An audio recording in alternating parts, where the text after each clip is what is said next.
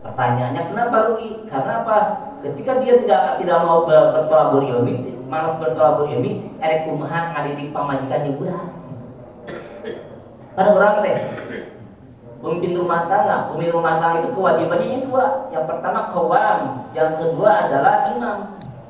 Jadi kurang kudu jadi imam, jadi calo. Nah, ayo loba calo itu. Ya, ka pamajikan sinau kita bener, budak we hayang soleh gitu kan.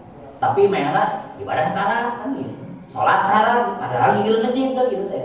Ayo pamajikan hayang dikerudung bener kan gitu kumaha. Mata letaknya itu kepada imam. Kemudian qawam itu menjaga. Jadi ketika kita mendidik keluarga, menjaga keluarga, jagalah keluarga kita dari dunia dan akhirat. Jadi pentinglah dunia kumpul, tapi dunia jeung akhirat. Makanya orang perlu rajin kalau ilmu pemimpin rumah tangga. Sama orang kalau ilmu jadi rajin bisa bimbing pemajikan orang. Kemudian pemajikan orang diajak ngaji, bisa bareng ngadidik budak kurang, kemudian budak kurang bisa ngaji, engke jadi aset kurang. Nyata bisa ngadoakeun menjaga ibu rumah. Mampu. Ya, ketika kita menyuruh kepada anak kita untuk sholat, menyuruh anak kita untuk ngaji, kepentingan sehari hakikatnya bukan kepentingan budak kurang, tapi kepentingan kita sendiri ketika kita nanti meninggal di hadapan Allah Subhanahu wa taala. Itu orangnya bukan aset. Makanya disitulah 3 amalan Nabi Ibrahim, termasuk yang tadi itu wa idjarfa'u, meninggikan meletakkan batu pertama fondasi untuk Ka'bah. Mudah-mudahan khutbah yang pertama ini jadikan ilmu yang bermanfaat untuk kita semua. Barakallahu li wa lakum.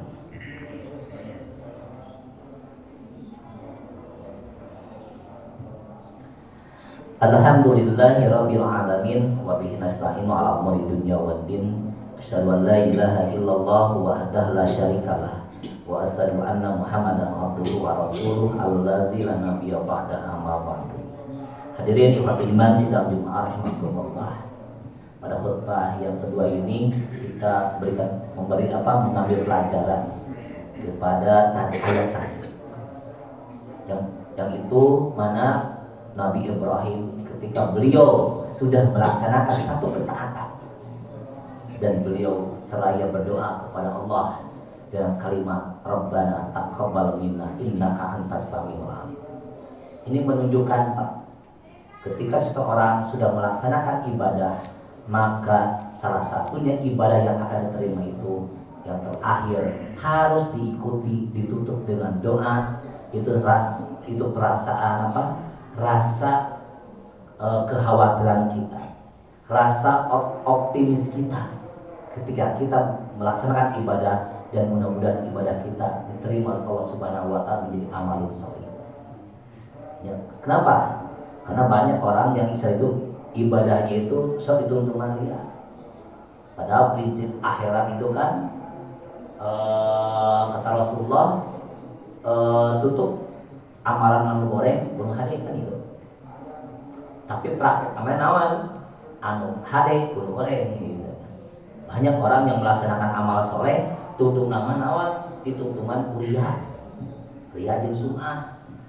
Hayang ditinggali ku batur, hayang kadaung ku batur. Padahal ini introspeksi diri kita. Maka kata Al-Habib Ibnu Qasim menyatakan syarat ibadah diterima itu yang pertama al-ikhlas. Sesuai dengan aturan Allah. Yang kedua harus sesuai dengan contoh Rasulullah SAW. Nah yang ketiga harus dikuatkan dengan doa. Ini doa itu adalah rasa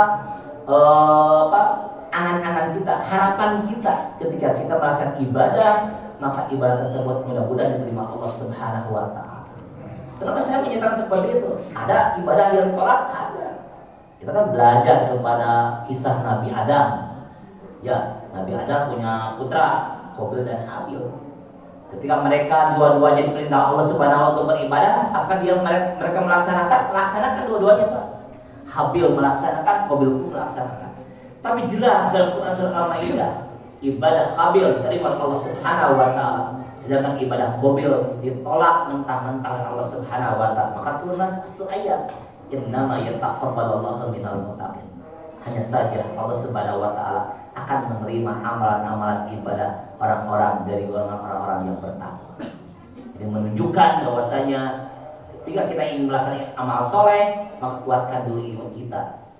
Ya, prinsip kita adalah taat kepada Allah dan taat kepada Rasulullah SAW, dan kita seraya berdoa kepada Allah ketika kita sudah melaksanakan ibadah apapun, dari ibadah sholat, dari ibadah zakat, sekalipun ibadah kurban, apa ibadah yang kita laksanakan, erek sedekah, tuntungan ku kalimat doa ke Allah, berharap kita kepada Allah, Rabbana taqabbal minna innaka antas samiul. Ya Allah, mudah-mudahan amal kita ini terima oleh Allah Subhanahu wa taala.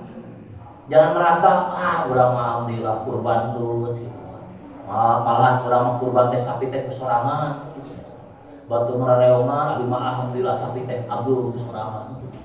Jadi ibadah teh bakal terkikis habis dengan perasaan atau penyakit-penyakit iri dan hasud.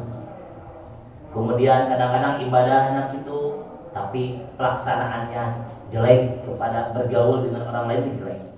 Akhlaknya bukan akhlak karimah, tapi akhlak mazmumah. Kenapa?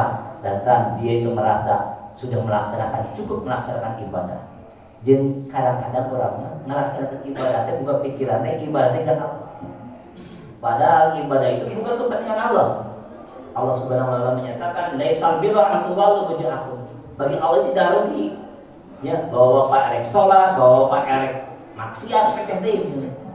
Dan anu rugi jeung untung mah bukan untuk Allah Subhanahu wa taala, tapi untuk kita sendiri.